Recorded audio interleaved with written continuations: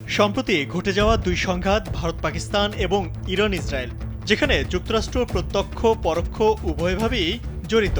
Trump প্রশাসন কখনো উস্কানি দিয়ে যুদ্ধ বাঁধিয়ে দিচ্ছে, আবার নিজেই মধ্যস্থতার হাত বাড়িয়ে দিচ্ছে। বলা চলে আন্তর্জাতিক মহলকে এখন নাটকীয়তার চরম মঞ্চ বানিয়ে ফেলেছে যুক্তরাষ্ট্র।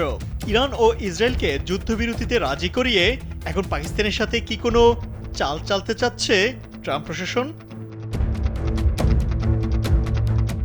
পাকিস্তানের প্রধানমন্ত্রী শাহবাজ শরীফকে ফোন করেছে মার্কিন পররাষ্ট্রমন্ত্রী মার্কো রুবিও। মার্কিন পররাষ্ট্র দপ্তর জানিয়েছে গুরুত্বপূর্ণ ফোন আলাপ হয়েছে তাদের মধ্যে। শুক্রবার ইসলামাবাদ জানায়, প্রধানমন্ত্রী শাহবাজ শরীফ মার্কিন পররাষ্ট্রমন্ত্রী মার্কো রুবিওর কাছ থেকে টেলিফোনে কল পান।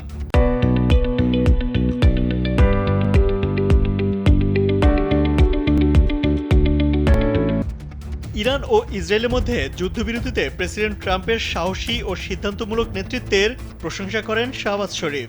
একই সাথে তিনি পাকিস্তান ভারত যুদ্ধবিরতিতে যুক্তরাষ্ট্রের গুরুত্বপূর্ণ ভূমিকার জন্য রুবিওকে ধন্যবাদ জানান। তারা মূলত ইসরায়েল ও ইরানের মধ্যে টেকসই শান্তি নিয়ে কথা বলেছেন। পাকিস্তানি সংবাদ মাধ্যম ডনের প্রকাশিত প্রতিবেদনে এ তথ্য জানা গেছে। মার্কিন পররাষ্ট্র দপ্তর এক বিবৃতিতে জানিয়েছে, শাহবাজ ও রুবিও ইসরায়েল ও ইরানের মধ্যে চিরস্থায়ী শান্তি প্রতিষ্ঠার ব্যাপারে আলোচনা করেছেন।